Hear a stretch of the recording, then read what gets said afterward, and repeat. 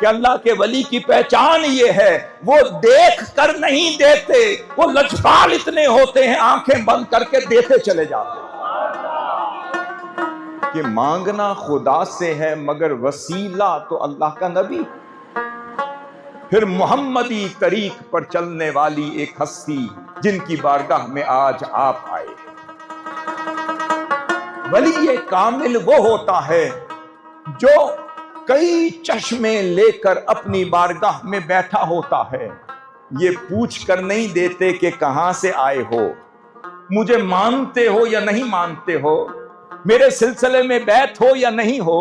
اللہ کے ولی کی پہلی پہچان یہ ہے کہ اس کے دل میں اتنی کشائش، گنجائش اور وسعت ہوتی ہے، لوگ مانگتے چلے جاتے ہیں، وہ دیتے چلے جاتے ہیں، جو آتا ہے وہ جھولی بھر بھر کے دیتے چلے جاتے ہیں۔ اب سوال یہ پیدا ہوتا ہے ان سے ربط کیسے پیدا ہوتا ہے؟ صوفیہ کی عبادت گاہ کو بھی الرباط کہتے ہیں، جس مسکن اور جس ماوا کو وہ اپنا لیں اسے بھی الرباط کہتے ہیں، کہ وہ اللہ والے جن کو ربط مل گیا۔ اب آگے اہل اللہ کی کیفیت کیا ہوتی ہے، وہ اپنی قبر مبارک پر کس کیفیت میں رہ رہے ہوتے ہیں؟ فرما دیا وہ میرے اصحاب کہف کے قصے سے نہیں سیکھتے۔ اللہ کا ولی قبر میں ایسے سوتا ہے جیسے پہلی رات کی دلہن ہوتی ہے۔ ضرورت کس چیز کی ہے؟ صرف ان کی دہلیز پر اس کتے کی مانند آ کر وفادار بن کے بیٹھنے کی ضرورت۔ وہ زندہ تھے، زندہ ہیں، زندہ رہیں گے۔ نحمدہ ونصلی ونسلم علی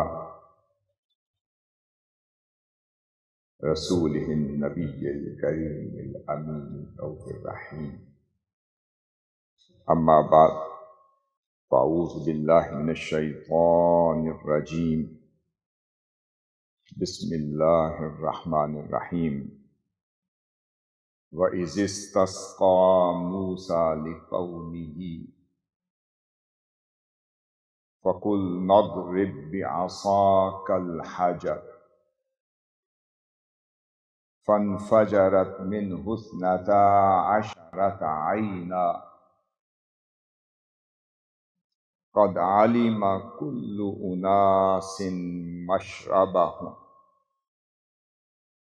كُلُوا وَاشْرَبُوا مِن رِّزْقِ اللَّهِ وَلَا تَعْثَوْا فِي الْأَرْضِ مُفْسِدِينَ۔ صدق اللہ مولانا العظیم۔ نہایتی محترم و محتشم علماء کرام،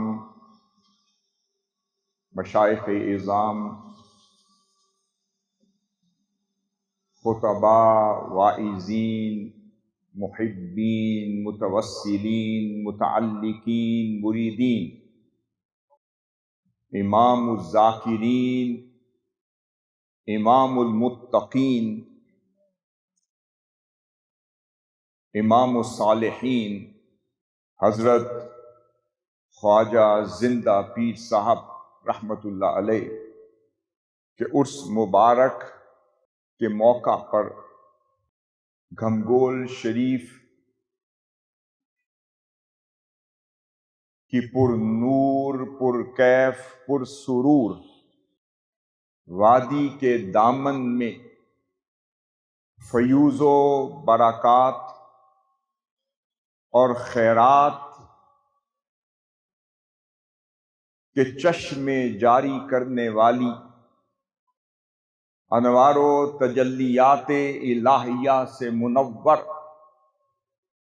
اور فیضان غوث الورا سیدنا عبد القادر جیلانی رضی اللہ تعالی عنہ کو اس وادی کے گرد و نواح کو مستفید و مستنیر کرنے والی ہستی جو یہاں آرام فرما ہیں اور حضرت زندہ پیر رحمت اللہ علیہ کے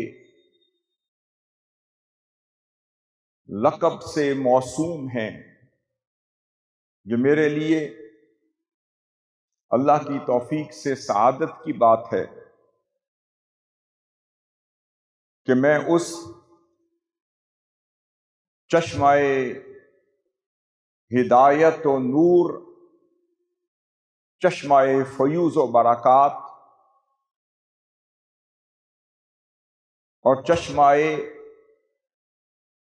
کرامات و تجلیات کی آغوش میں حاضر ہو کر آپ کے سامنے بیٹھا، جہاں ہزارہا افراد جو علم و عرفان کے پیاسے ہیں، جو اخلاص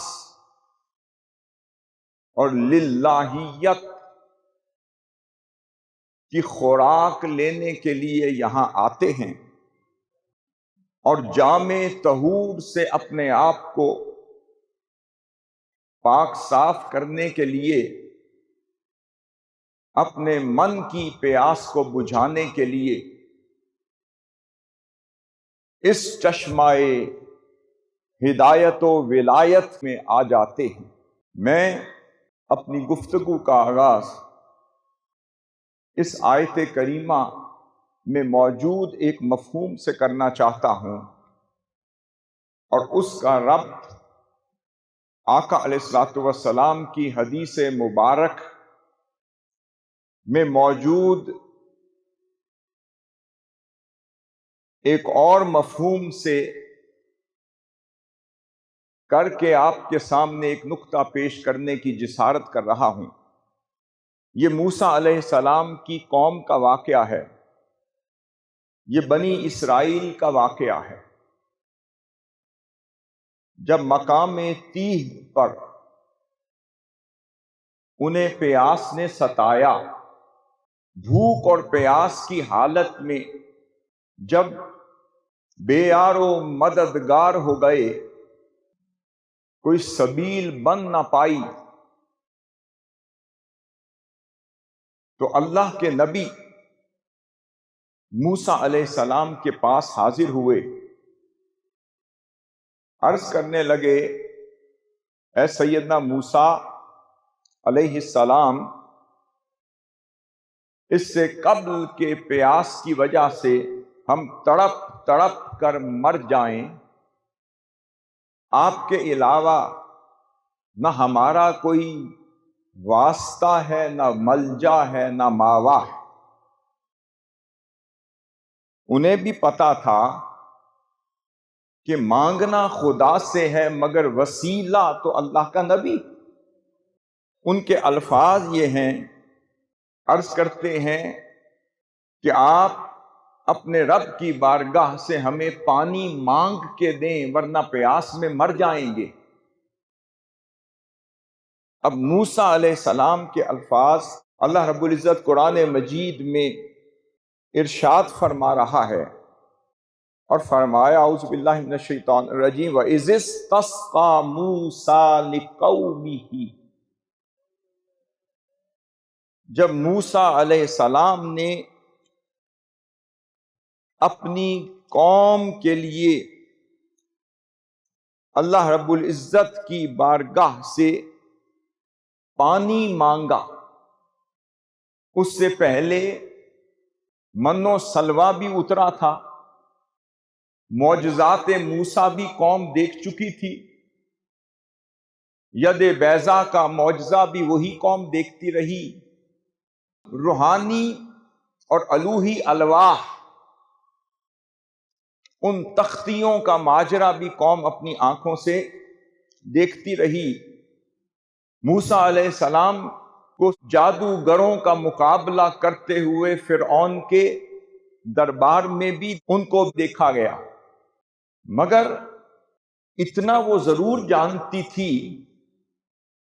کہ موسیٰ علیہ السلام ایسے کلیم اللہ ہیں، اللہ کے مقرب ہیں، اللہ کے پیارے ہیں، جو مانگیں گے خدا ٹالے گا نہیں۔ اب موسیٰ علیہ السلام اپنی قوم کے لیے اللہ رب العزت سے پانی مانگ رہے ہیں، اور وہ جو قوم ہے، مفسرین امام تبری سے لے کر امام قرطبی تک کے جملہ مفسرین بالاجماع یہ فرماتے ہیں کہ اس قوم کی تعداد وہ 12 قبیلوں پر مشتمل تھی، جو الگ الگ قبیلوں سے تعلق رکھتے تھے، وہ سب کے سب اکٹھے ہو کر سیدنا موسیٰ علیہ السلام کے پاس حاضر ہوئے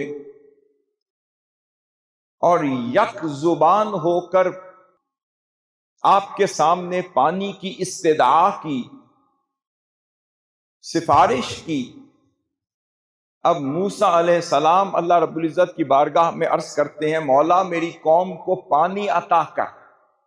اب غور کیجئے، جب من و سلوہ کی بات تھی تو اللہ رب العزت نے آسمان سے من و سلوہ کا بندوبست خود فرمایا۔ جب معجزات کی بات تھی تو خود ان کا ظہور ہونے لگا۔ جو کچھ پہلے قوم مانگتی رہی یا اللہ رب العزت عطا کرتا رہا، اس کا طریقہ کار جدا تھا۔ اب یہاں پر اللہ رب العزت عین ممکن تھا کہ اتنی موسلا دھار بارش فرما دیتا کہ ان کی پیاس بجھ جاتی، مگر اللہ رب العزت نے یہاں پر طریقہ کار بدل دیا اور کہا، اے موسیٰ فَقُلْ نَضْرِبْ بِعَصَاكَ الْحَجَرَ۔ اب موسیٰ علیہ السلام کہہ رہے ہیں، مولا پانی عطا کر۔ اب اللہ رب العزت اپنے کلیم اللہ سے مخاطب ہو کر فرما رہا ہے، اے موسیٰ اپنا عصا اس پتھر پر مار۔ کوئی پوچھ سکتا تھا، مولا میں نے تو تجھ سے پانی مانگا اور تو مجھے حکم دے رہا ہے کہ اس عصا کو، اپنے اس ڈنڈے کو پتھر پر مارو۔ مولا اس عصا کا پتھر پر مارنے اور پانی طلب کرنے کا آپس میں تعلق کیا؟ اگر کسی نے پوچھا ہوگا تو وہاں سے اللہ رب العزت کی بارگاہ سے جواب ضرور آیا ہوگا کہ اے موسیٰ تو پتھر پر اپنا عصا مار تو صحیح، پھر دیکھ کہ میں کیا کرتا۔ اس کا مطلب پہلی بات یہ کہ کہیں چشمے جاری کرنے ہوں تو حکم الہی پر کہیں ضرب لگانی پڑتی ہے۔ فرمایا اضرب بعصاک الحجر، یہاں پر حجرن نہیں کہا، یہاں نکرہ نہیں آیا بلکہ معرفہ آیا ہے، یہاں پہ معرف باللام آیا ہے۔ الف لام کا جہاں استعمال ہو اس کا مطلب یہ ہوتا ہے کہ وہ کوئی خاص پتھر تھا، کوئی عام پتھر نہ تھا۔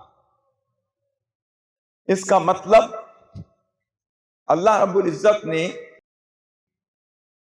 قرآن مجید میں ایک اور مقام پر فرمایا کہ پتھروں میں سے کچھ پتھر ایسے ہوتے ہیں کہ جن سے چشمے جاری ہو جاتے ہیں، اور پتھروں میں سے کچھ پتھر ایسے ہوتے ہیں جن پر رکت طاری ہو جائے، ہیبت طاری ہو جائے تو لڑز کے گر پڑتے ہیں۔ تو پتہ یہ چلا کہ پتھروں میں سے چشمے جاری ہوتے ہیں، تو کوئی پتھر دل ہی کیوں نہ ہو جائے، اگر کسی اللہ والے کی بارگاہ میں آ جائے، اللہ کے کسی بندہ خاص کی بارگاہ میں آ جائے، اللہ کے ولی کامل کی بارگاہ میں آ جائے، اور اللہ کے نبی کی بارگاہ میں آ جائے، اگر وہ اس پتھر پر کسی ایسی چیز کی ضرب لگائے جسے صحبت اللہ کے نبی کی حاصل ہو،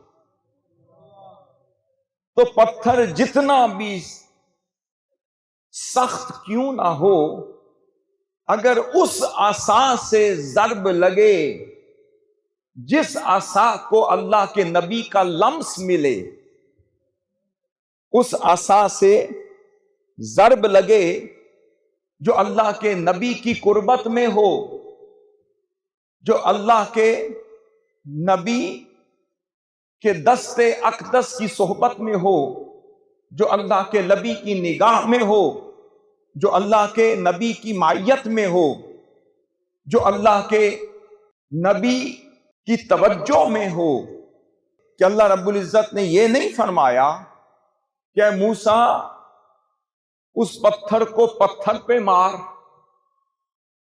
یہ بھی نہیں فرمایا کہ کوئی چیز اٹھا کر اس پتھر پر مارو، نہیں، یہ بھی نہیں فرمایا کہ کسی کا عصا لے کر اس پتھر پر مارو۔ کیا فرمایا؟ لفظ پہ غور کریں، فرمایا اضرب بعصاک، اے موسیٰ اپنا عصا مارو گے تو پتھر پر ضرب لگے گی۔ پھر موسیٰ علیہ السلام نے اللہ کے حکم پر اپنا عصا اس خاص پتھر پر مارا۔ مارنے کی دیر تھی کہ وہاں 12 چشمے پھوٹ پڑے۔ اب یہاں پر غور کریں، وہ قبیلے والے کتنے تھے؟ 12 چشمے کتنے جاری ہوئے؟ 12۔ ضرب لگانے والے کتنے تھے؟ 1۔ عصا کتنے تھے؟ 1۔ اور پتھر کتنے تھے؟ 1۔ پتہ چلا مارنے والا بھی ایک ہے، پتھر بھی ایک ہے، عصا بھی ایک ہے، مگر جو نتیجے میں چشمے جاری ہو رہے ہیں وہ 12 ہیں۔ اور جو قبیلے والے جو اس پانی کے طلبگار ہیں، جو تڑپ رہے ہیں، ان کی تعداد بھی 12 ہے۔ اب یہاں پر ایک بات سمجھ آ گئی کہ موسیٰ علیہ السلام چاہتے تو 12 کی بجائے، یا اللہ رب العزت کو یہ منظور ہوتا تو 12 چشموں کی بجائے ایک ہی چشمہ جاری ہوتا، اور 12 قبیلے اسی ایک چشمے سے فیضیاب ہوتے، مستفید ہوتے، مستنیر ہوتے، اپنی پیاس بجھاتے۔ موسیٰ علیہ السلام کو بھی پتا تھا اور اللہ رب العزت کے بھی علم میں تھا کہ وہ بڑی مشکل سے موسیٰ علیہ السلام ان 12 قبیلوں کو جمع کر کے لائے ہیں، بڑی مشکل سے ان کے دلوں کو جوڑا ہے، انہیں ایک وحدت پہ جمع کیا ہے۔ تو اللہ رب العزت نے فرمایا قد علم کل اناس مشربہم، جب 12 چشمے جاری ہو گئے تو ہر قبیلے والے کو اپنے اپنے مشرب کی خبر ہو گئی، ہر قبیلے والا اپنا اپنا چشمہ پہچانتا چلا گیا، اپنی سیرابی کا سما کرتا چلا گیا، ہر قبیلے والا اپنے اپنے چشمے پر آ کر بیٹھ گیا۔ اسے پتا تھا یہ میرا چشمہ ہے، یہ میرے لیے جاری ہوا ہے۔ وہ استقامت اور ثابت قدمی کا پیکر بن کر جہاں سے اس کا نصیب لکھا تھا وہ اپنا نصیب لینے کے لیے اپنے چشمے پر بیٹھ گیا۔ یہ بات سمجھ آ گئی۔ اور ساتھ اللہ رب العزت نے فرمایا کلو واشربو من رزق اللہ، فرمایا کہ کھاؤ پیو اور اس اللہ کے رزق سے استفادہ کرتے رہو۔ پتہ چلا اللہ رب العزت نے یہاں پر اپنا حکم عطا کر دیا اور نص قطعی آ گئی، فرمایا یہ سارے 12 کے 12 چشمے برحق ہیں، ان سے جاری ہونے والا پانی بھی برحق ہے۔ پہلا چشمہ بھی خدا کا رزق ہے، آخری چشمہ بھی خدا کا رزق ہے، یہ سب جائز ہیں اس وقت تک وَلَا تَعْثَوْا فِي الْأَرْضِ مُفْسِدِينَ۔ اب یہاں کیوں فرمایا؟ میرے ذہن میں یہ بات آئی کہ بھئی اللہ کے نبی موجود ہیں، 12 چشمے مانگے تھے، 12 قبیلے تھے، 12 قبیلے والوں کو اللہ رب العزت نے 12 چشمے دے دیے، تو پھر یہ کہنے کی ضرورت کیوں پیش آئی کہ فساد انگیزی کا شکار نہ ہونا، آپس میں لڑ نہ پڑنا، جھگڑے اور فساد کا شکار نہ ہونا، گتھم گتھا نہ ہو جانا، آپس میں انشقاق کا شکار نہ ہو جانا، تشدد کا شکار نہ ہو جانا، ایک دوسرے سے لڑتے نہ رہنا، اپنے اپنے چشمے پر رہو تاکہ فساد انگیزی سے بچتے رہو۔ یہ میں نے تمہید کسی وجہ سے بیان کی۔ اب ہمیں یہ سمجھ آ گئی کہ اللہ رب العزت نے 12 چشمے اس لیے عطا کیے کہ اس کے علم میں تھا کہ اگر چشمہ ایک ہوا تو امکان غالب ہے کہ وہ 12 قبیلے والے عدم اتفاقی کی وجہ سے لڑ نہ پڑیں اور فساد انگیزی کا شکار نہ ہو جائیں، تو اللہ رب العزت نے ہر قوم کو اس کا مشرب عطا کر دیا۔ یہ بات سمجھ گئے؟ اب میرا دھیان ایک اور امر کی طرف ہوا۔ امام بخاری اپنی صحیح میں اسے لاتے ہیں اور امام احمد بن حنبل مسند امام احمد بن حنبل میں اسے نقل کرتے ہیں، اور حضرت جابر بن عبداللہ اس کے راوی ہیں۔ آپ فرماتے ہیں یہ 6 ہجری کا واقعہ ہے، حدیبیہ کا موقع ہے، اور وہاں تقریباً 1400 سے 1500 صحابہ ہیں۔ حدیبیہ میں سخت گرمی کی وجہ سے صحابہ کرام کو پیاس نے ستایا، وہ پریشان ہوئے۔ جب کہیں سے پانی کی کوئی سبیل نہ مل سکی تو وہ اپنے نبی آخر الزماں، اپنے محبوب حضور علیہ الصلوۃ والسلام محبوب سبحانی کے پاس آئے۔ انہیں پتا تھا ہماری پیاس بجھانے کا ذریعہ بھی حضور ہیں، بھوکے ہوں تو بھوک مٹانے کا ذریعہ بھی حضور ہیں، پریشان حال ہوں پریشانی ختم کرنے کا ذریعہ بھی حضور ہیں، اگر بے حال ہو جائیں تو اچھا حال عطا کرنے کا ذریعہ بھی حضور ہیں، بے وقار ہو جائیں تو وقار عطا کرنے کا ذریعہ بھی حضور ہیں۔ وہ پریشان ہوئے، تڑپتے رہے، بلکتے رہے۔ جب بے بس ہو گئے اور ان کے جانور بھی جب ہلاک ہونے لگے تو پریشان ہو کر آقا صلی اللہ علیہ وسلم کی بارگاہ میں آئے، کہتے ہیں یا رسول اللہ، پانی نہیں، پیاس نے ہمیں تڑپا دیا، حضور آپ کے علاوہ کوئی سبیل نہیں، پانی عطا کر دیں۔ اب غور کریں یہاں پر، وہاں بھی پیاسی قوم تھی، پیاس نے تڑپایا تو اپنے نبی کے پاس گئے اور کہا کہ موسیٰ علیہ السلام پانی کا بندوبست کر دے۔ تو موسیٰ علیہ السلام نے خدا سے عرض کیا مولا پانی عطا کر دے۔ اب موسیٰ علیہ السلام سے جواب میں کہا کہ موسیٰ اپنا عصا اس پتھر پر مار، پھر 12 چشمے پھوٹ پڑیں گے۔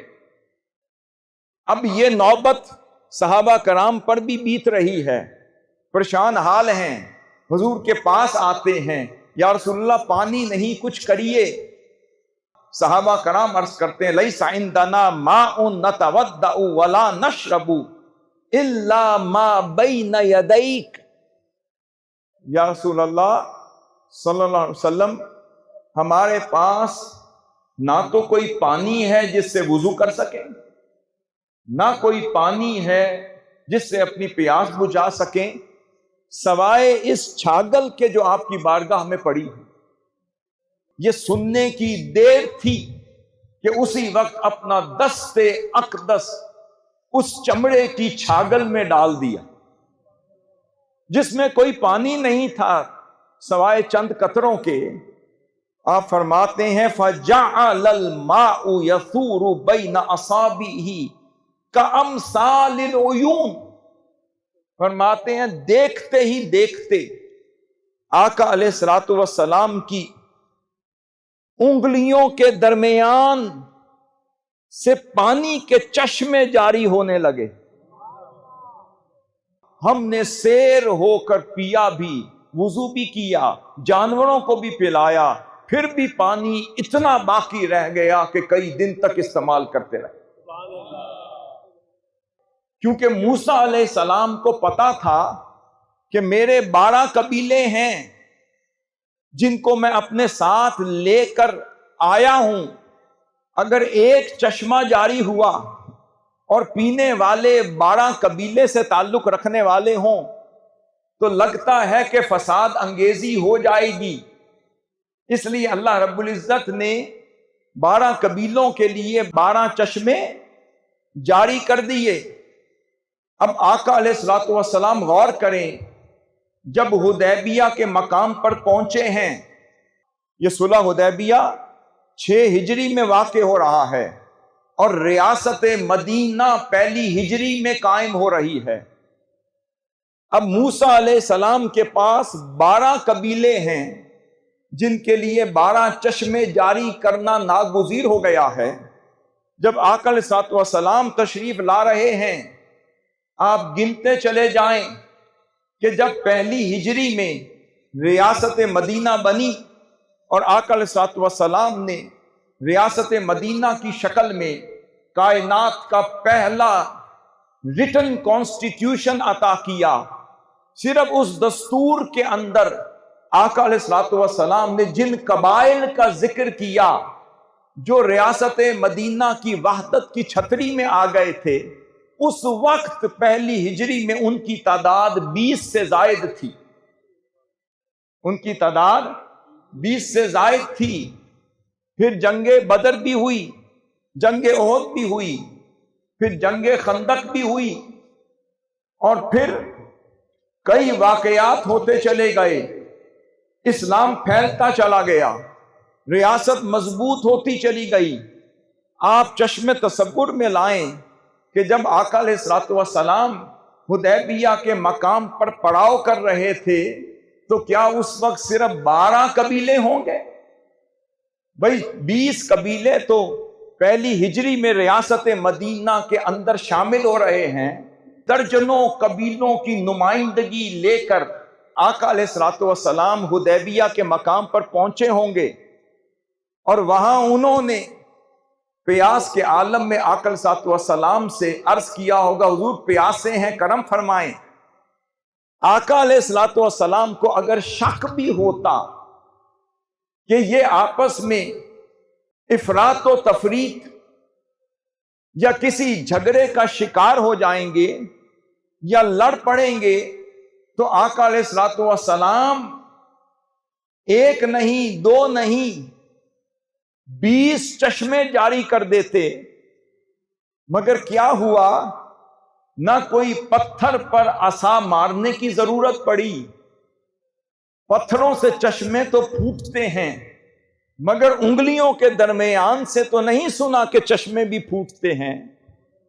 جب آقا علیہ الصلوۃ والسلام نے کیا فرمایا، وہ درجنوں قبائل جو 1500 صحابہ کی شکل میں جمع ہو کر آقا علیہ الصلوۃ والسلام سے پانی مانگ رہے ہیں، تو آقا علیہ الصلوۃ والسلام کا ید اقدس ایک ہے، اور ایک ہی ید اقدس کی انگلیوں کے درمیان سے چشمے پھوٹ رہے ہیں، اور ایک ید اقدس کے چشمے سے وہ درجنوں قبائل کی پیاس اور تشنگی بجھا رہے ہیں. موسیٰ علیہ السلام ہوں تو 12 قبائل ہوں تو 12 چشمے پھوٹ رہے ہیں، اور آقا علیہ الصلوۃ والسلام ہوں. فرمایا میں نے اپنی امت کو وحدت کی لڑی میں اس طرح پڑھویا ہے، میں بھی ایک ہوں، میرا رب بھی ایک ہے، میرا ہاتھ بھی ایک ہے، اور یہ 20 قبائل مل کر میرے ایک دست اقدس پر بیعت رضوان کر رہے ہیں. اور اللہ کو وہ ادا اتنی پسند آ گئی، اسی وقت آیت نازل فرما دی. فرمایا محبوب یہ جو آپ کے دست اقدس پر بیعت کر رہے ہیں، یہ آپ کے دست اقدس پر نہیں، یہ خدا کے ہاتھ پر بیعت کر رہے ہیں. ید اللہ فوق ایدیہم. فرمایا کہ محبوب یہ اپنی پیاس بجھانے آئے ہیں، انہیں بتائیں کہ یہ آج کی نہیں، دست اقدس مصطفیٰ پر وحدت کے ساتھ جڑ کر چلتے رہیں گے۔ میں تا قیامت انہیں کبھی پیاسا نہیں کروں گا، کبھی بے بس نہیں کروں گا، بے سہارا نہیں کروں گا، کبھی تڑپاؤں گا نہیں۔ صرف شرط یہ ہے کہ جب تک ایک محبوب کے در پر یکجا ہو کر، یک زبان ہو کر وحدت کی لڑی میں پڑوئے ہوئے آتے رہیں گے تو در ہمیشہ ایک ہی رکھوں گا، اسے بیسیوں چشمے اور بیسیوں قبیلے سیراب کرتا چلا جائے۔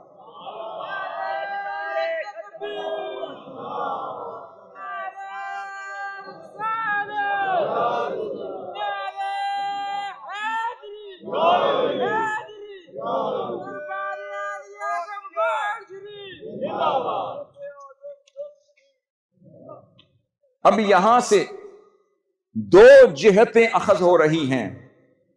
اگر سرے دست ہم پہلی تعبیر لے لیں تو عصا ایک، مارنے والا بھی ایک، ضرب لگانے والا بھی ایک۔ اب پوچھیں وہ ضرب کس کی تھی؟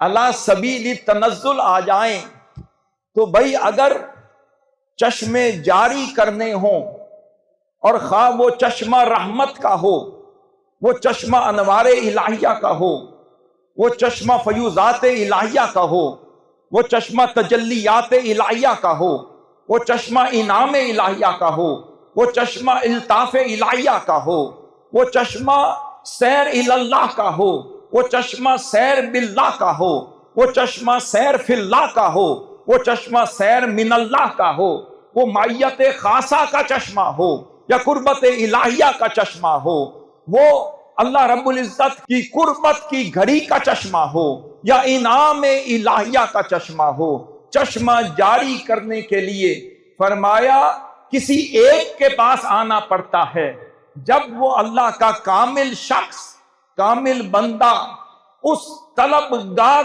پر اپنی قربت کا، اپنی نگاہ کا، اخلاص کا، توجہ کا، صدق کا، قربت الہی کا، محبت الہی کا اور نسبت مصطفیٰ کا جب ضرب لگاتا ہے تو لگانے والا بھی ایک، ضرب بھی ایک، عصا بھی ایک، توجہ بھی ایک، نگاہ بھی ایک، تو نتیجے میں پہلی تعبیر لے لیں، ایک نہیں، دو نہیں، تین نہیں، 12 چشمے پھوٹتے۔ میں نے اس پر غور کیا کہ اللہ رب العزت نے کیوں فرمایا کہ 12 چشمے پھوٹے۔ اللہ رب العزت یہ فرمانا چاہ رہا ہے علی سبیل التنزل کہ اے موسیٰ، اگر کوئی تیرے در پر آ جائے اور اس کا عقیدہ تیری ذات پر مضبوط ہو اور اسے پتا ہو کہ ان کے وسیلے سے کچھ ملے گا، ان کے واسطے سے ملے گا، تو پھر تو تیری ضرب کام کرے گی۔ اور اگر وسیلے پر اگر اعتقاد کامل نہ ہوگا تو ضرب کام نہیں کرے گی۔ تو اللہ سبیل تنزل سمجھ آئی کہ اللہ کا ولی کامل وہ ہوتا ہے جو کئی چشمے لے کر اپنی بارگاہ میں بیٹھا ہوتا ہے۔ لوگ آتے ہیں، سیرابی کے لیے آتے ہیں، بے بس ہو کر آتے ہیں، پیاسے ہو کر آتے ہیں، اپنی بے چینی ختم کرنے کے لیے آتے ہیں، اپنا قلبی اضطراب ختم کرنے کے لیے آتے ہیں، مگر کہا آؤ اس کے پاس جہاں اعتقاد کامل ہو، جہاں پتہ ہو کہ یہاں سے کچھ ملتا ہے۔ جب ضرب لگی تو کیا ہوا؟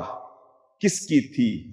اخلاص کی تھی، صدق کی تھی، للہیت کی تھی، محبت الہی کی۔ ضرب لگنے سے 12 چشمے جاری ہو گئے۔ میں نے غور کیا تو پتا چلا اگر اللہ کا ولی، اس کی شان یہ ہے کہ اگر وہ اجودن کی سرزمین پر ہو تو وہ ضرب لگائے تو تب بھی کئی چشمے جاری ہو جاتے ہیں۔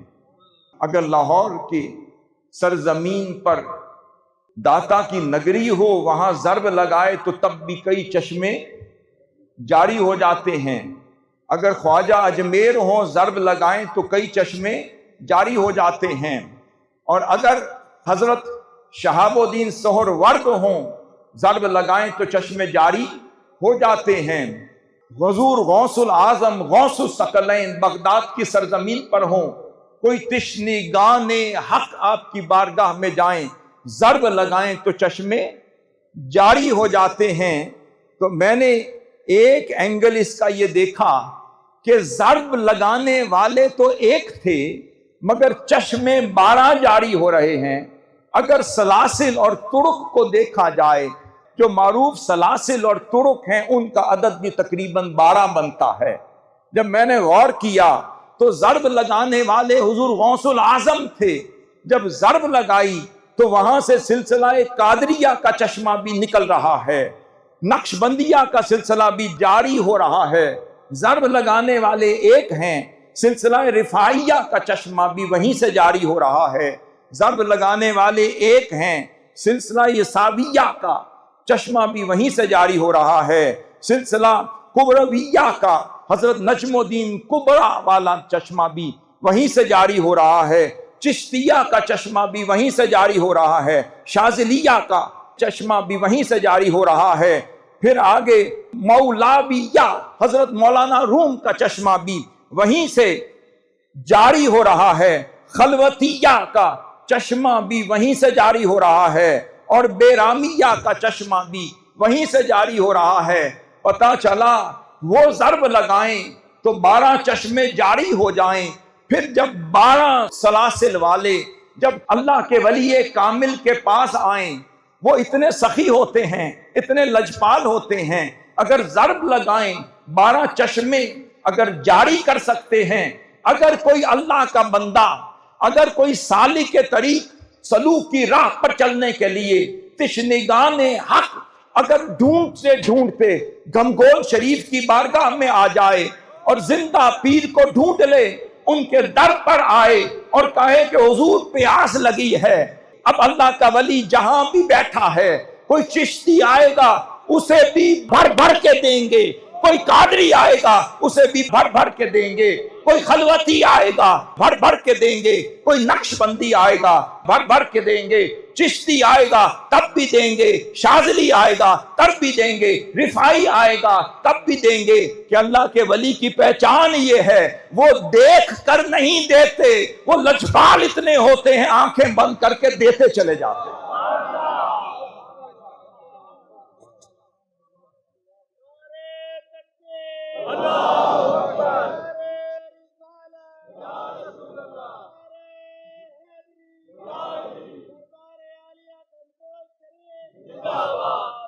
اب میں اس گفتگو کے دوسرے حصے کی طرف آنا چاہتا ہوں۔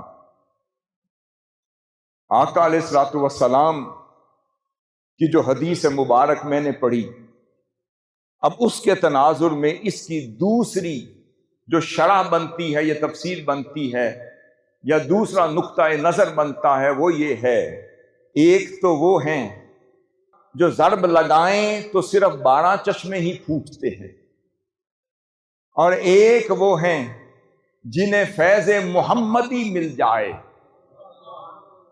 سیدنا غوث العظم رضی اللہ تعالی عنہ نے فرمایا کہ ہر ولی کو کوئی نہ کوئی قدم ضرور ملتا ہے، وہ اپنے سلوک کی راہ پر چلنے کے لیے کسی نہ کسی نبی کے قدم کو اپناتا ضرور ہے۔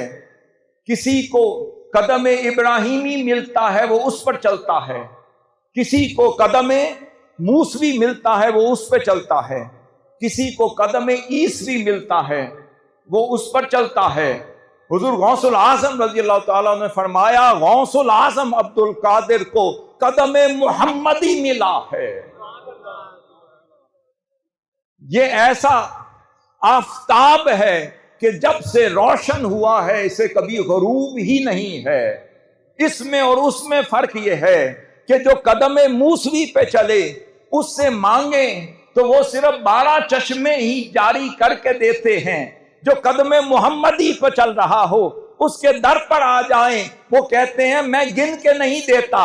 بھائی موسیٰ علیہ السلام سے پوچھا تھا، ان کی نگاہ صرف اپنے سامنے 12 قبیلوں کو دیکھ رہی تھی، غور کیجئے، اس لیے ان کے لیے اس وقت کی ضرورت کے لیے 12 چشمے جاری کر دیے، مگر قدم محمدی والے کہتے ہیں جب آقا صلی اللہ علیہ وسلم سے پوچھا یا رسول اللہ پانی دیں، آپ نے دست اقدس رکھ دیا، فرمایا جب تک جس پر میرا دست اقدس رہے گا، تم 1 نہیں 2 نہیں 1000 نہیں لاکھوں نہیں کروڑوں چشمے مانگتے رہو گے، وہ جاری رہے گا۔ پتا چلا کہ وہ دوسرے تھے جو گن کے دیتے ہیں، اور قدم محمدی پہ چلنے والے گنے بغیر دیتے چلے جاتے ہیں۔ پھر محمدی طریق پر چلنے والی ایک ہستی جن کی بارگاہ میں آج آپ آئے ہیں، یہ پوچھ کر نہیں دیتے کہ کہاں سے آئے ہو، مجھے مانتے ہو یا نہیں مانتے ہو، میرے سلسلے میں بیعت ہو یا نہیں ہو، حضرت پیر صاحب کے پاس آ کر بیعت ہوئے ہو یا نہیں ہوئے ہو، میرے سلسلہ نقش بندی میں ہو یا کسی اور سلسلے میں ہو، اللہ کے ولی کی پہلی پہچان یہ ہے کہ اس کے دل میں اتنی کشائش، گنجائش اور وسعت ہوتی ہے، چہرے پر اتنی مسکراہٹ ہوتی ہے، اتنی بشاشت ہوتی ہے، دل کا وہ اتنا سخی ہوتا ہے، اتنا لجپال ہوتا ہے، اتنا غنی ہوتا ہے، اتنا بے نیاز ہوتا ہے، کوئی اعتراض کرے تو قبول کر لیتا ہے، کوئی غلطی کرے تو اعتراض نہیں کرتا، تو وہ اتنے لجپال ہوتے ہیں، لوگ مانگتے چلے جاتے ہیں، وہ دیتے چلے جاتے ہیں، کیونکہ ان کی لا اس ذات سے لگی ہوتی ہے، وہ تو ہر وقت اس بڑے دربار کو دیکھ رہے ہوتے ہیں، جو آتا ہے وہ جھولی بھر بھر کے دیتے چلے جاتے ہیں۔ سوال یہ پیدا ہوتا ہے، آپ آ گئے، آپ کو یہ چشمہ ہدایت مل گیا، یہ چشمہ رحمت مل گیا، یہ چشمہ فیض مل گیا، یہ چشمہ دعوت مل گیا، یہ چشمہ ارشاد مل گیا، یہ چشمہ خیر مل گیا، یہ چشمہ بھلائی مل گیا۔ اب سوال یہ پیدا ہوتا ہے ان سے ربط کیسے پیدا ہوتا؟ چشمہ تو مل گیا، اب ان سے ربط کیسے پیدا ہوتا ہے؟ اللہ رب العزت نے فرمایا وَرَبَطْنَا عَلَىٰ قُلُوبِهِمْ، کہ ہم نے ان کے دلوں کو اپنا ربط اور اپنی نسبت اتنی مضبوطی، اتنے استحکام کے ساتھ عطا کر دی تھی کہ وہ نہ ہم سے جدا ہو سکتے تھے نہ ہم ان سے جدا ہو سکتے تھے۔ یہ ربط کی میں بات کرنے لگا ہوں۔ اب یہ ماجرا کیا ہے؟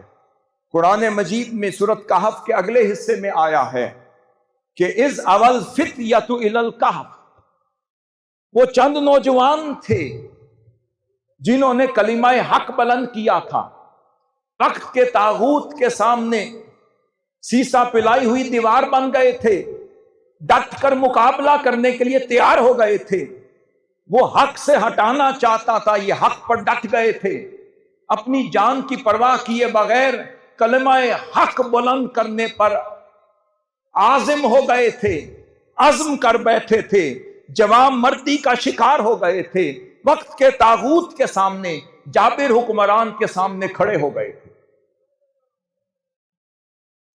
اب یہاں پر جو فتح سے مراد فتو و یفتو فتح ان ہے، اس سے مراد وہ جوان مرد تھے، وہ اپنے منتہائے شباب پہ پہنچے ہوئے تھے، اور فتوت کا مطلب یہ ہے وہ جرت والے بھی تھے، وہ قوت والے بھی تھے، وہ وفاداری کا پیکر بھی تھے اور وفا شعاری کا پیکر بھی تھے۔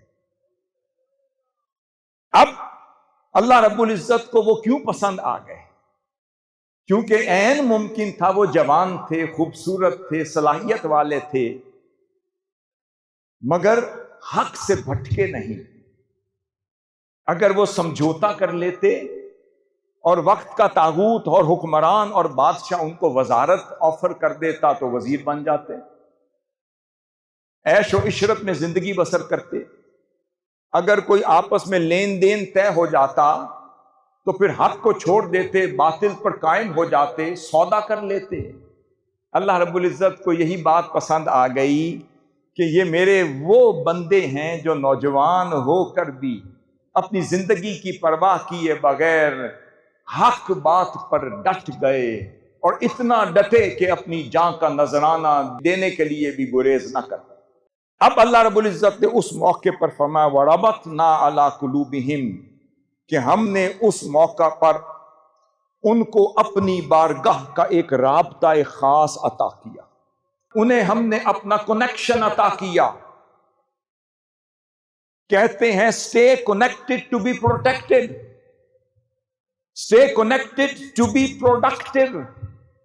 پتا چلا کہ اس سے جڑو گے تو پروڈکٹیو بنو گے۔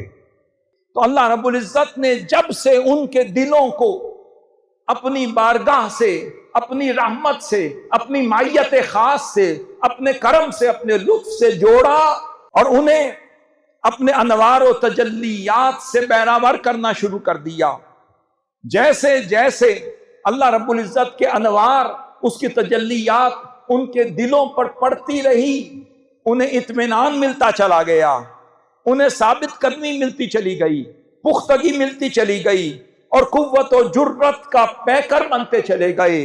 رفتہ رفتہ انہیں اطمینان یعنی انر پیس مل گئی، سیڈ فاسٹنس مل گئی، کریج مل گئی، کنٹینٹمنٹ مل گئی، وہ مستقیم ہو گئے، ثابت قدم ہو گئے۔ اللہ رب العزت جن کو ثابت قدم کرنا چاہے ان کو اپنا ربط عطا کر دیتا ہے، اور جن کو مضبوط کرنا چاہے انہیں اپنا رابطہ عطا کر دیتا ہے، اور جنہیں آباد کرنا چاہے انہیں اپنی بارگاہ سے جوڑ دیتا ہے۔ اگر انہیں بھوک ستائے تو ان کا بھوک کچھ بگاڑ نہیں سکتی، اگر پیاس ستائے تو پیاس کچھ بگاڑ نہیں سکتی، زمانہ ان کے خلاف ہو جائے تو زمانہ کچھ بگاڑ نہیں سکتا، زمانے والے چھوڑ بھی جائیں تو وہ ایک کٹیا میں بھی آباد ہو کر حضرت زندہ پیر صاحب بن کر بھی ایک کٹیا میں رہنا پسند کرتا ہے۔ دنیا والے چھوڑ جائیں وہ تنہا بھی اپنی زندگی بسر کر سکتا ہے، نہ پانی ہو، نہ خوراک ہو، نہ دنیا ہو، نہ دنیا داری ہو، نہ دنیا کا رابطہ ہو۔ وہ کہتا ہے مجھے پرواہ نہیں، مجھ سے اس کا غم نہیں کہ بدل گیا زمانہ، میری زندگی ہے تم سے کہیں تم بدل نہ جاؤ۔ اس ایمانی کیفیت کو رابطہ کہتے ہیں، اس ایمانی کیفیت کو رابطہ کہتے ہیں۔ اب اس کے بعد کتب معاجم میں بیان ہوتا ہے کہ اسی سے الرباط نکلا ہے۔ الرباط سے مراد مأوا بھی ہے، رباط سے مراد ملجا بھی ہے، رباط سے مراد ٹھکانہ بھی ہے، اور ایک اور خوبصورت معنی بیان کرتا ہوں کہ جہاں صوفیہ عبادت کریں، صوفیہ کی عبادت گاہ کو بھی الرباط کہتے ہیں۔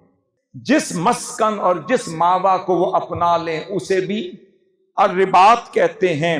تو پتا چلا صوفیہ کی خانقاہ کو بھی الرباط کہتے ہیں۔ کسی نے پوچھا کیوں کہتے ہیں؟ کیونکہ جہاں صوفیہ رہتے ہیں انہیں اتنا رابطہ مل جاتا ہے کہ اتنا ربط مل جاتا ہے کہ ان کے ارد گرد کا ماحول بھی ان سے مربوط ہو جاتا ہے، وہ خود اللہ رب العزت کی بارگاہ میں مربوط ہو جاتے ہیں، جڑ جاتے ہیں۔ جو ان سے جڑتا چلا جائے انہیں ان کے ساتھ ربط مل جاتا ہے، جو کچھ انہیں وہاں سے مل رہا ہوتا ہے، جو ان کی بارگاہ میں آ کے جڑ جائے وہ وہاں سے لے کر اسے عطا کر رہے ہو۔ وہ جو اصحاب کہف تھے وہ کتنے تھے؟ کوئی کہتا ہے 3 تھے اور چوتھا ان کا کتا تھا، کوئی کہتا ہے 4 تھے، 5واں ان کا کتا تھا، کوئی کہتا ہے 6 تھے، 7واں کتا تھا، 7 تھے اور 8واں کتا تھا۔ تو بات یہ ہے کہ بھائی بات ہم اصحاب کہف جن کو 309 سال کے لیے اللہ رب العزت نے سلا دیا اور آرام کے لیے اس قبر نما غار میں سلا دیا، اب بات تو ان کی ہو رہی ہے، تو ہم پوچھتے ہیں وہ کتنے تھے؟ اللہ رب العزت کہتا ہے وہ 3 تھے یا 4 تھے یا 5 تھے یا 7 تھے، اگلا ان کا کتا تھا۔ تو پوچھا کہ ہم تو اصحاب کہف کا ذکر کر رہے ہیں، مولا تو ان کے کتے کا کیوں کر رہا ہے؟ اللہ نے فرمایا وَرَبَطْنَا عَلَىٰ قُلُوبِهِمْ جو کہا ہے، جب سے ہم نے ان کے دلوں کو اپنا ربط عطا کیا وہ ایسے پیکرے अफ़्व दरगुजर हो गए, पैकरे करम हो गए, अता हो गए, लजपाल हो गए, सखी हो गए, वो जहां पर क़याम करते हैं वो तन्हा अल्लाह से फैज़ लेकर अपनी ज़ात तक मरकूज नहीं रखते। अगर उनके दर पर कोई कुत्ता भी आकर बैठ जाए, जो कुछ उन्हें मिलता है वो कुत्ते को भी देते। कि वो अल्लाह वाले जिनको रब्त मिल गया। अब आगे अहलुल्लाह की कैफियत क्या होती है, वो अपनी कब्र मुबारक पर किस कैफियत में रह रहे होते हैं। फरमा दिया वो मेरे असहाबे कहफ के किस्से से नहीं सीखते कि तुम लोग गुमान करते हो कि वो बेदार हैं, हालांकि वो सो रहे हैं। जब उनको करीब से देखो लगता है वो बेदार हैं, जाग रहे हैं, मगर दर हकीकत वो सो रहे होते हैं। किसी ने पूछा वो कैसे सोते हैं, फरमाया ऐसे सोते हैं जैसे फरमाया नम का नौमतिल उरूस, अल्लाह का वली कब्र में ऐसे सोता है जैसे पहली रात की दुल्हन होती है। पूछा क्या? उसने कहा अरे पहली रात की दुल्हन भी कभी सोया करती है, वो तो थोड़ी थोड़ी आंखें खोली रखती है कि किसी वक्त मेरे महबूब के आने का वक्त होगा, वो आएगा। अगर आंखें बंद कर दी तो शायद अपने महबूब की जियारत से महरूम ना हो जाए। अब आगे फरमाया नुकल्लिबुहुम ज़ातल यमीन व ज़ातश शिमाल, तो फरमाया वक्फों के बाद हम कभी उनकी करवट दाएं तरफ पलट देते थे, कभी उनकी करवट बाएं तरफ पलट देते थे। सवाल ये पैदा हुआ कि अगर वो जाग ना रहे होते, अगर सिर्फ सो रहे होते, या अगर जिंदा ना होते, तो फिर करवट काहे को बदलनी थी? कभी दाएं तरफ करवट बदलते थे, कभी बाएं तरफ करवट बदलते थे। एक तो वो तफसीर है जो आप हमेशा सुनते हैं। दूसरा एंगल मैं अर्ज करने लगा हूं। मैंने सोचा कि अल्लाह के वली वो जो रब्त उन्हें मिला है, जब आप उनके मज़ार अक़दस पर जाते हैं, उनसे मुलाकात करते हैं, तो आने वाले को वो फैज़ कैसे देते हैं। पता चले वो जो अल्लाह रब्बुल इज़्ज़त कभी उनकी करवट दाएं तरफ पलटता था और कभी बाएं तरफ पलटता था, तो पता चला कोई ऐसे हैं जो मज़ार अक़दस की ज़ियारत के लिए दाएं तरफ आते हैं, और कोई ऐसे हैं जो मज़ार अक़दस की ज़ियारत के लिए बाएं तरफ आते हैं। तो अल्लाह ने चाहा कि मेरे वली की ज़ियारत वाला अगर बाएं तरफ से आए और करवट सिर्फ दाएं तरफ पलटूं तो बाएं तरफ वाला महरूम ना हो जाए, और कोई दाएं तरफ से आए और करवट सिर्फ बाएं तरफ पलटूं, या बाएं तरफ से आए तो करवट सिर्फ दाएं तरफ पलटूं तो दूसरी तरफ वाला महरूम ना हो जाए। तो फरमाया हम अपने औलिया की करवट कभी दाएं तरफ पलटते हैं ताकि यहां वाले फैज पा सकें, कभी बाएं तरफ पलटते हैं ताकि यहां वाले फैज पा सकें। फिर फरमाया लवित तलात अलैहिम लवल्लैत मिनहुम फिरारा, उस हालत में अगर तुझे मौका मिलता तुम झांक लेते तो जिनको तुम मुर्दा समझते हो वो तो जाग रहे थे, उनको देख लेते तो उनके रौब की वजह से भाग जाते। तो पता चला कि वो करम भी फरमा रहे हैं, वो निगाह भी फरमा रहे हैं, वो जिंदा थे, जिंदा हैं, जिंदा रहेंगे, क्योंकि जब तक रब्त कायम है वो फैज भी कायम है, तवज्जो भी कायम है, निगाह भी कायम है। मगर जरूरत किस चीज की है? जरूरत किस चीज की है? फरमाया वक़ल्बुहुम बासितुन ज़िराअैहि बिलवसीम, जरूरत किस चीज की है? सिर्फ उनकी दहलीज पर उस कुत्ते की मानद आकर वफादार बन के बैठने की जरूरत है। इमाम कुर्तुबी फरमाते हैं जब वो असहाबे कहफ जा रहे थे अपना ठिकाना ढूंढने के लिए उस गार की तरफ, तो पीछे एक कुत्ता आ रहा था। उन्होंने देखा कि ये तो कुत्ता आ रहा है। उनमें से किसी एक ने पत्थर मारा ताकि वो कुत्ता भाग जाए, वो भागा नहीं, वो फिर पीछे आता रहा। फिर कोई और पत्थर मारा, वो भागा नहीं, उनके पीछे पीछे आता रहा, यहां तक कि वो खड़े हो गए। उसे कहने लगे हम तुझे भगाते हैं, तू भागता नहीं। इमाम कुर्तुबी फरमाते हैं कि उसने दोनों पांव उठा लिए امام قرطبی تفسیر قرطبی میں فرماتے ہیں اس نے دونوں پاؤں اٹھا لیے اور اٹھا کر اللہ کی بارگاہ سے زبان لے لی اور اللہ کے اولیاء سے مخاطب ہو کر کہنے لگا، اے اللہ کے ولیو، میں کتا ضرور ہوں مگر دنیا والا کتا نہیں، مجھے اولیاء کی صحبت اور سنگت مل گئی ہے، اب میں بیٹھوں گا جم کر، اب آپ کو ڈرانے کے لیے نہیں، آپ کی حفاظت کے لیے آپ کا کتا اور آپ کا دربان بن کے چوکھٹ پہ بیٹھوں۔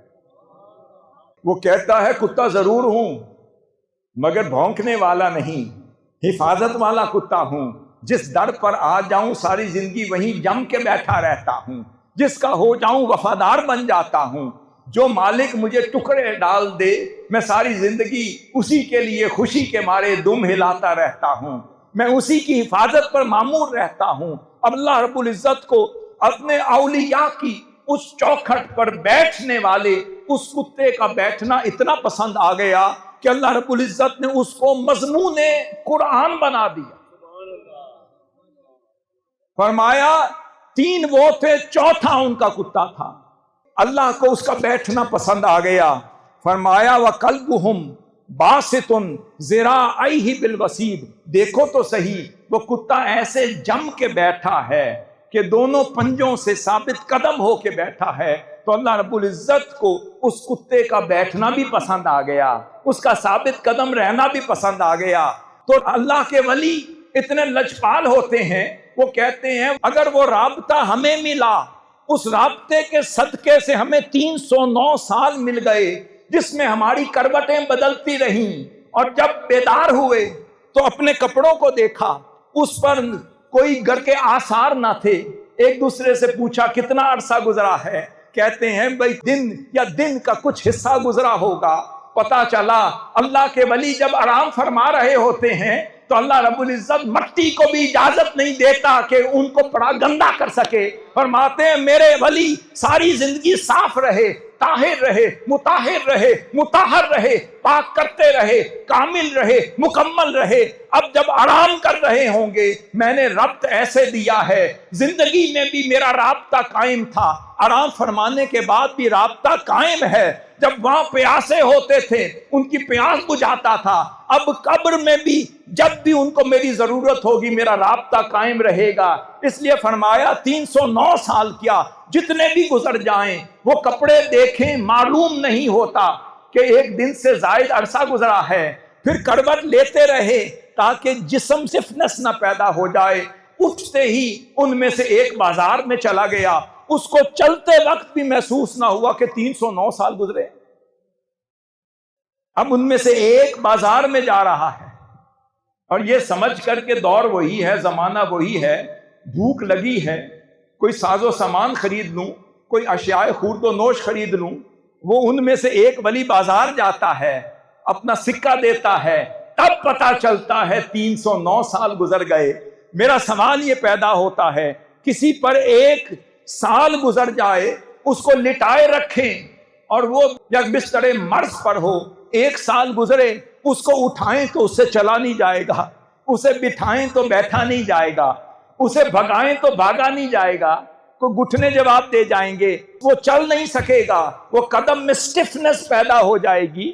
اب دوسری طرف دیکھیں کہ وہ کچھ تو تھا کہ اللہ رب العزت جو دائیں طرف کروٹ بدلتا تھا، کبھی بائیں طرف بدلتا تھا، تو پتا چلا بتانا چاہ رہا ہے جس کو ہم اپنا رابطہ عطا کر دیں انہیں تر و تازہ کر دیتے ہیں، تازگی عطا کر دیتے ہیں۔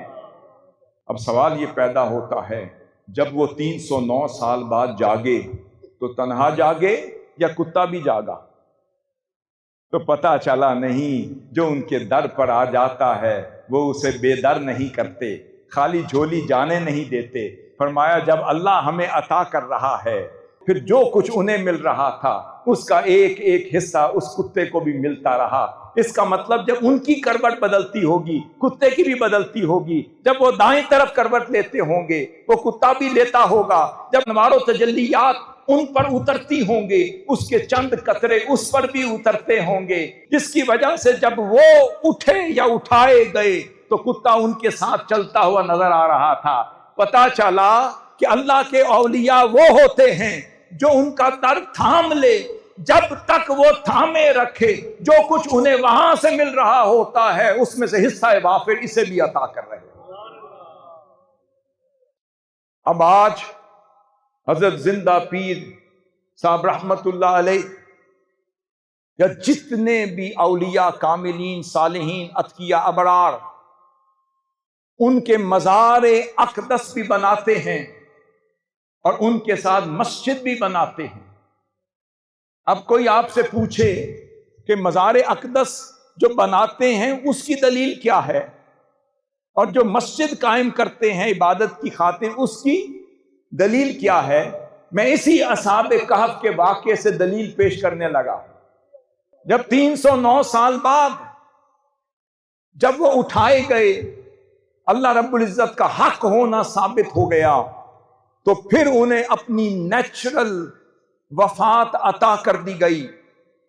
اس موقع پر اذ یتنازعون بینہم امرہم قالوا بنوا علیہم بنیانا ربہم اعلم بہم، جب ان کا وصال 309 سال بعد حق کا حق ثابت ہونا دکھانے کے بعد جب ان کی طبعی موت طاری ہو جاتی ہے، تو پھر بستی والے جمع ہو گئے اور کہنے لگے اب کیا کریں۔ اب قرآن مجید کے الفاظ ہیں، جب آپس میں جھگڑا ہونے لگا تو اس میں سے کسی ایک نے کہا گھبراتے کیوں ہو، ان کی قبر مبارک پر ایک عمارت بنا دو، قبر مبارک پر ایک عمارت بنا دو۔ اب اس عمارت کا ذکر بھی قرآن مجید میں آیا ہے۔ اگر یہ اللہ کے نزدیک یہ ناپسندیدہ عمل ہوتا تو پھر اس کا ذکر بھی قرآن مجید میں اس طرح نہ آتا۔ ایک رائے دینے والے نے کہا عمارت بنا دو، تو اس عمارت کو ہی تو مزار کہتے ہیں۔ پھر ان میں سے کسی اور نے کہا ان کی دہلیز پر ایک مسجد بنا دو تاکہ مسلمان اس میں نماز پڑھیں اور ان کی قربت سے خصوصی برکت حاصل کر سکیں۔ تو پتہ چلا جہاں اولیاء آباد ہوتے ہیں ان سے مربوط ہونے کا سلسلہ یہ ہے کہ وہاں مزار بھی بنایا جاتا ہے، وہاں مسجد بھی بنائی جاتی ہے، وہاں ذکر بھی ہوتا ہے، درس و تدریس بھی ہوتی ہے، اللہ اللہ بھی ہوتا ہے، محفلیں بھی سجتی ہیں، عرس بھی بنایا جاتا ہے، لوگ پڑھتے بھی ہیں، لوگ جاتے بھی ہیں، حاضر ہوتے بھی ہیں۔ اس لیے کہ اگر دائیں طرف سے آؤ تو ادھر کروٹ لیں تو ان کو فیض عطا کر دیں، بائیں طرف سے آؤ تو ادھر کروٹ لیں تو ان کو فیض عطا کر دیں۔ حاضرین محترم، بات یہ ہے کہ یہ اہل اللہ اولیاء یہ وہ ہستیاں ہیں کہ جو لجپال ہوتی ہیں، جو ہمیشہ کرم نوازی کرتی رہتی ہیں۔ حضرت عبداللہ سالمی سے پوچھا گیا کہ یہ اولیاء اللہ کی پہچان کیا ہوتی ہے، یہ کس طرح پہچانے جاتے ہیں؟ بس یہ اسی بات پہ ختم کر دوں گا۔ آپ حضرت زندہ پیر کی شخصیت کو سامنے رکھ لیں، اور میں جو یہ آپ کو یہ اقوال سامنے رکھ رہا ہوں ان کو سنتے جائیں، ان کی شخصیت کو سامنے رکھتے جائیں، آپ کو سمجھ آ جائے گی اللہ والے کیسے ہوتے ہیں۔ آپ نے فرمایا بِأَيِّ شَيْءٍ یعرف اولیاء اللہ، اللہ کے اولیاء کو کیسے پہچانا جاتا ہے؟ آپ فرماتے ہیں بِلَطَافَةِ اللسان، زبان کے بڑے لطیف ہوتے ہیں، وحسن الخلق، وہ اخلاق کے بڑے حسین ہوتے ہیں، بشاشت الوجہ، ان کا چہرہ ہمیشہ حشاش بشاش چمکتا دمکتا رہتا ہے، وسخاوت النفس، دل کے بڑے سخی ہوتے ہیں، وقلت الاعتراض، اگر ان کے پاس آ جاؤ تو کسی بات پر اعتراض نہیں کرتے، وقبول الاعتذار، اگر کوئی شخص آ کر ایکسکیوز پیش کر دے تو آسانی سے قبول کر لیتے ہیں، وشفقہ علی عامۃ الخلق، ہر شخص پر وہ شفقت کا پیکر ہو جاتے ہیں۔ بات یہ ہے جو چشمہ ہدایت بن جائیں، جو چشمہ رحمت بن جائیں، جو چشمہ نور بن جائیں، جو چشمہ کرم بن جائیں، ان کے ہاں کسی شے کی کمی نہیں رہتی۔ پھر کسی نے پوچھا صوفیہ کی پہچان کیا ہے، صوفیہ کی بولی کیا ہوتی ہے؟ جن کے دربار پر آ کر ہم سیکھتے ہیں ان کی بولی کیا ہوتی ہے، اس کے جواب میں ایک واقعہ کسی نے سنایا، یہ آخری واقعہ ہے۔ تاتاریوں کا دور تھا اور ہلاکو خان چنگیز خان کی فوجوں نے جب بغداد پر حملہ کیا اور تخت و تاراج کر دیا، ہزاروں گردنیں اڑا دی اور خون بہاتے چلے گئے، اس حالت میں ہلاکو خان کی اولاد کا ایک شخص تبودار خان شکار کر رہا تھا، اور حضور سیدنا غوث العظم رضی اللہ تعالی عنہ، ان پر بات ختم کرنا چاہتا ہوں، حضور سیدنا غوث العظم رضی اللہ تعالیٰ عنہ کی بارگاہ کا تربیت یافتہ ایک صوفی بازار میں چل رہا تھا۔ ہلاکو خان کا تربیت یافتہ، چنگیز خان کا تربیت یافتہ ایک ظالم سفاک حاکم گھوڑے پر جا رہا تھا، اور حضور سیدنا غوث الورا سیدنا عبدالقادر جیلانی رضی اللہ تعالیٰ عنہ کا تربیت یافتہ ایک صوفی وہ بازار سے گزر رہا تھا، اور گزرتے گزرتے اس ظالم کے محل کے سامنے تھوڑی دیر کے لیے رک گیا۔ اس نے چاہا کہ میں اس سے سوال کروں، اگر غلط جواب دیا تو میں اسے بھی نشانہ بنا دوں اپنے ظلم کا۔ اسے پوچھتا ہے، اے بابا یہ بتا، تیری داڑھی اچھی ہے یا میرے کتے کی دم اچھی؟ وہ بارش تھا، اے بندے تیری داڑھی اچھی ہے یا میرے کتے کی دم اچھی ہے؟ کہنے لگا بات یہ ہے، اگر قیامت کے روز میرے رب نے مجھے معاف کر دیا تو میری داڑھی اچھی ہے، اگر میری معافی نہ ہوئی تو تیرے کتے کی دم بھی اچھی ہے۔ بات یہ ہے، صوفی وہ ہوتے ہیں جو باصفا ہوتے ہیں، جو جھگڑتے نہیں ہیں، جو اخلاق کا پیکر ہوتے ہیں، جو نرمی کا پیکر ہوتے ہیں، عفو درگزر کا پیکر ہوتے ہیں، جو سخی ہوتے ہیں، جو کسی سے نہ لڑتے ہیں نہ جھگڑتے ہیں، وہ صرف اللہ سے اپنا ربط قائم کر کے بیٹھے ہوتے ہیں۔ آپ لوگ کیوں آتے ہیں؟ تاکہ ان بارگاہوں سے، ان کی تعلیمات سے کچھ حاصل کر کے جائیں۔ بات یہ ہے، یہاں بھی چشمے جاری ہیں، ہر ولی کے چشمے جاری ہیں، مگر جس چشمے میں ان کا مقدر لکھ دیا جائے ان کو وہیں سے ملتا ہے۔ آپ کا مقدر یہیں لکھا ہے تو آپ کو یہاں سے مل رہا ہے، اور ملتا رہے گا جب تک آتے رہیں گے، اس سگ کی مانند جم کے بیٹھے رہیں گے تو حضرت زندہ پیر کا فیض جاری ہے، جاری رہے گا، اور فیض مل رہا ہے، ملتا رہے گا، اور چشمہ چل رہا ہے اور چلتا رہے گا۔ کیونکہ بات یہ ہے کہ تجھ سے در، در سے سگ، سگ سے ہے نسبت مجھ کو، میری گردن میں بھی ہے دور کا ڈورا تیرا، وما علینا الا البلاغ المبین۔